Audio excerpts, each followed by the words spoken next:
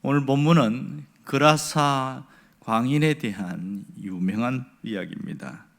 이 이야기는 공관복음에 다 나옵니다. 그러니까 마태복음 8장, 누가복음 8장과 오늘 마가복음 5장에 동시에 나타나고 있습니다. 그런데 특이한 것은 마가는 이것에 대하여 더 자세히 기록했다는 것이 독특한 특징입니다. 그러니까 절수로 보면 누가복음에는 14절, 그리고 마태복음은 7절에 비해서 이 마가복음은 무려 20절까지 할애를 하고 있다는 점이지요. 그러면서 마태보다는 훨씬 더 누가보다 더 많은 부분을 할애하고 있습니다. 그러면 왜 마태, 마가, 누가가 이 그라사 광인에 대한 이야기를 집중적으로 썼을까요? 그것은 그만큼 중요하기 때문에 그렇습니다.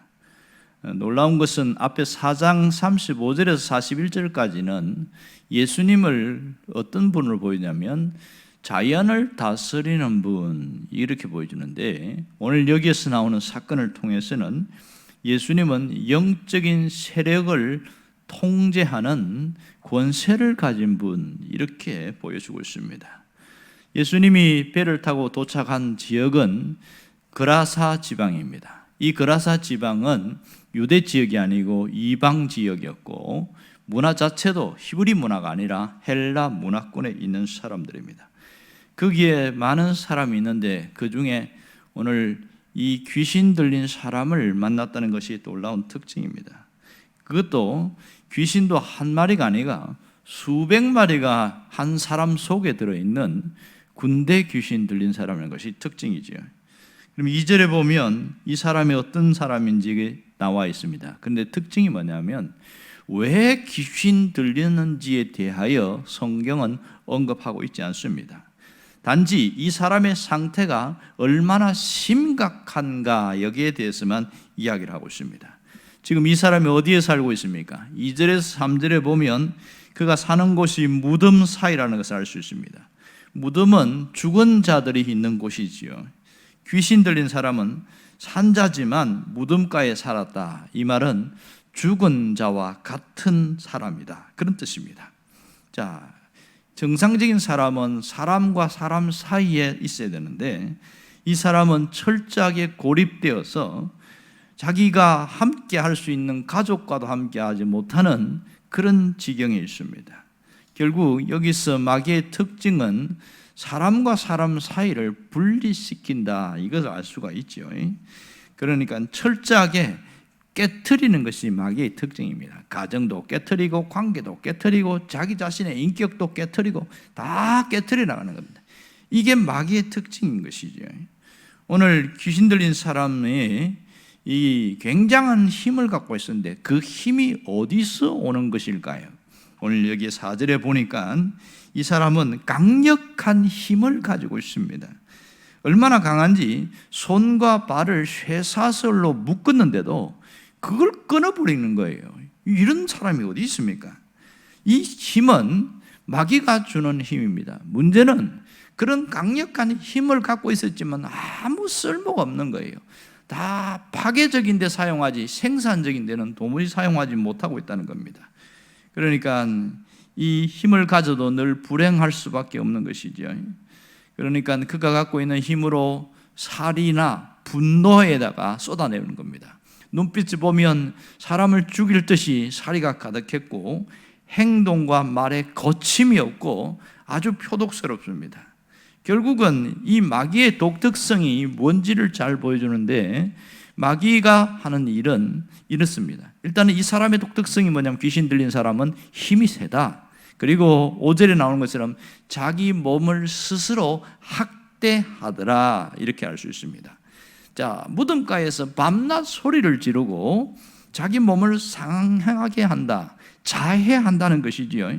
이것은 일종의 자기 증오입니다. 결국 하나님이 형상으로 지음받은 인간의 존엄을 스스로 파괴하고 있는 모습입니다.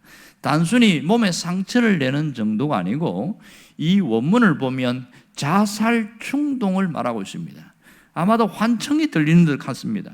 너는 죽으라, 너 같은 것은 살아있을 필요가 없다, 그러면서 환청이 들려서 자해하는 그런 모습인데요, 결국은 이렇게 극도로 악해지고 있습니다.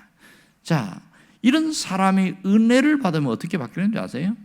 생명을 존중하게 되어집니다. 자기 생명을 존중하게 되어져요. 이렇게 은혜 받는 사람들은 굉장히 순해집니다. 그러면서 다른 사람의 생명도 존중하는 이런 모습입니다.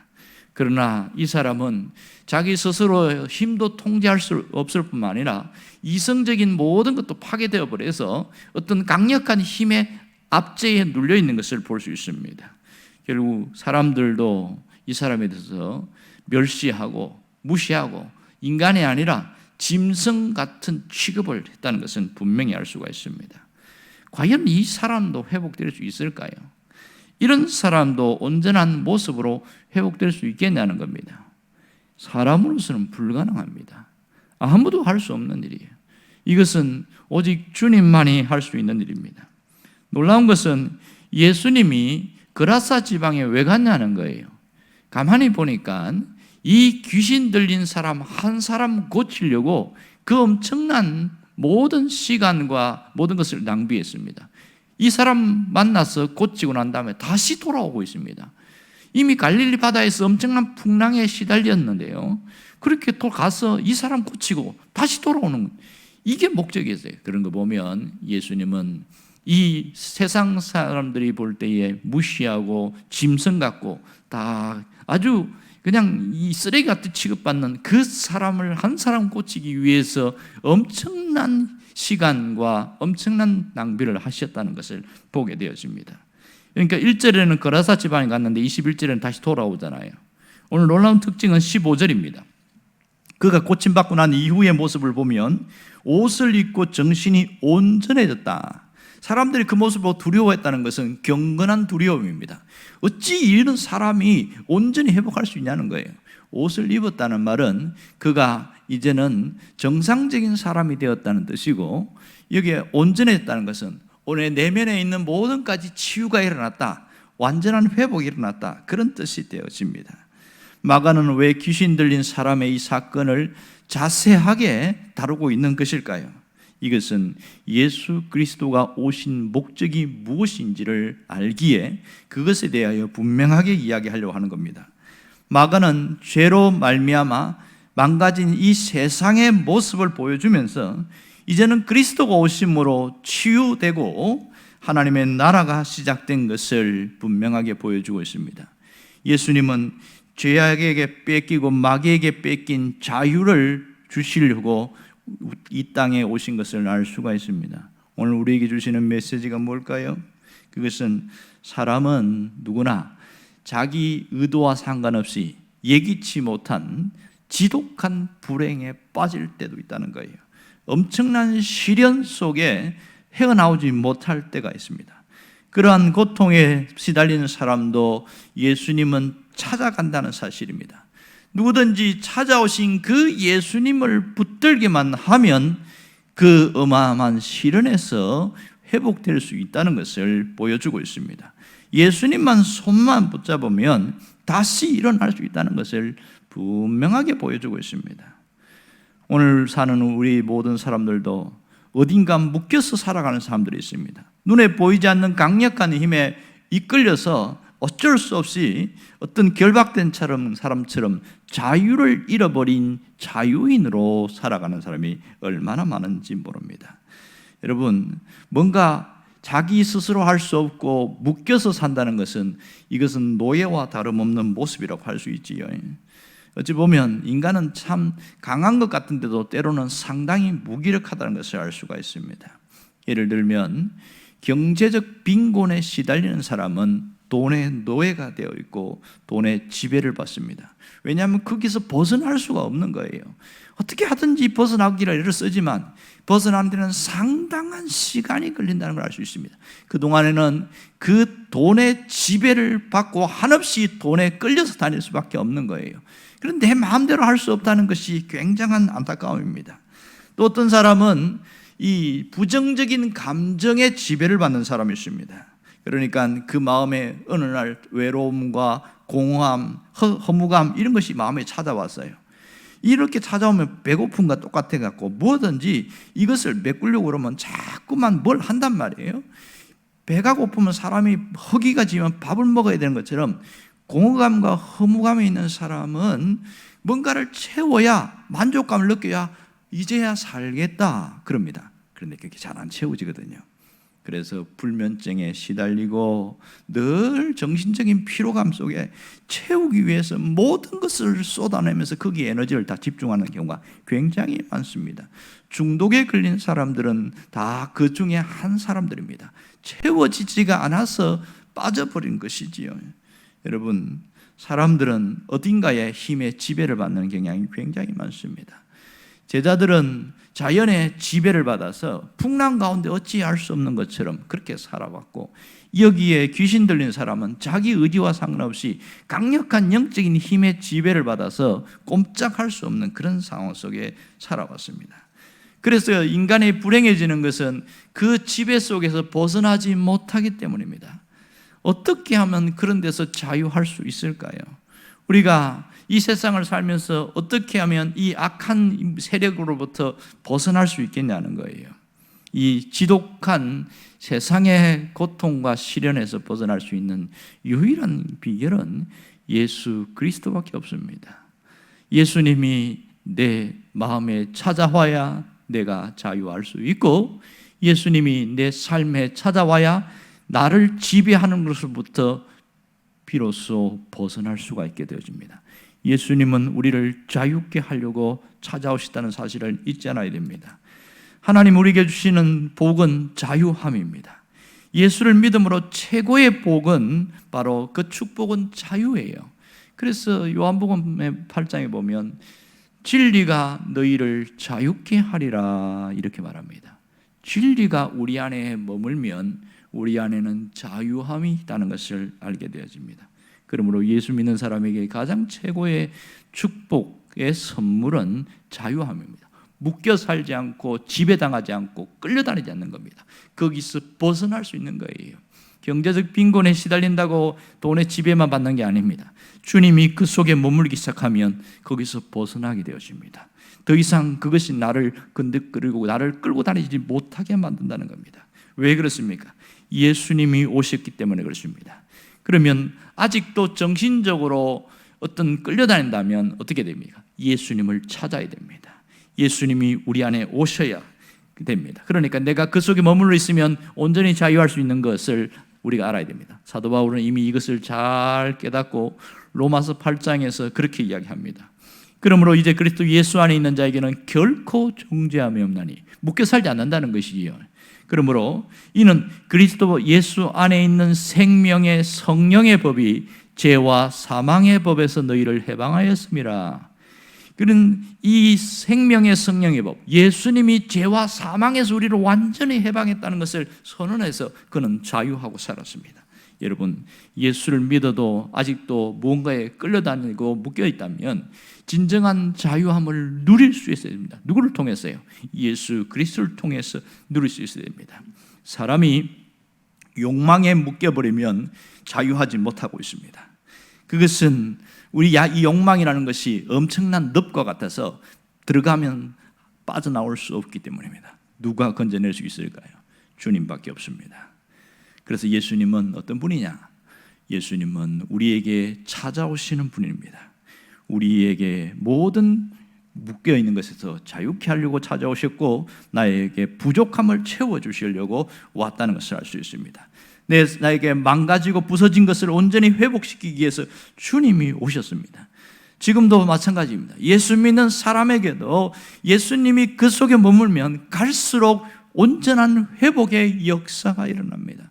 이걸 어떻게 알 수 있습니까? 누가복음 19장에 나오는 삭개오의 비유를 통해서 우리는 정확하게 알 수 있습니다.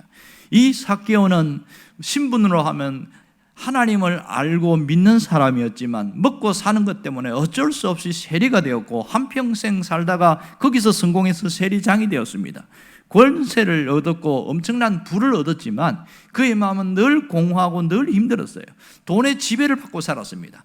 그의 인생의 최고의 목적은 많은 돈을, 부를 축적하는 것입니다. 그래서 정말 성공했지만 그는 마음의 공허감을 메꿀 수가 없었습니다. 그리고 정신적인 이 갈등과 영적인 이 혼란을 벗어날 수가 없었던 거예요. 그때에 예수님이 먼저 찾아왔습니다. 여리고로 오신 것은 예수님이셨습니다. 삭개오가 찾기 전에 예수님이 먼저 오셔서 그에게 진정한 자유를 주셨다는 것을 잊지 말기를 원합니다. 예수님이 그에게 오실 때 그가 어떻게 되는지 아세요? 인생의 완전한 반전이 일어납니다. 획기적인 반전이 일어나요. 그가 가장 절대적이고 지배적으로 느꼈던 그 돈에로부터 완전히 자유하게 되어집니다. 삭개오에게 예수님과 독대한 이후의 변화를 보십시오. 자기가 갖고 있는 것을 재산 절반을 다른 사람이 나눠주겠다는 것은 이건 혁명적인 사건입니다. 있을 수 없는 일이지요. 왜 그렇습니까? 예수님으로 채워지고 나니까 그것이 나를 지배하지 못하더라는 겁니다.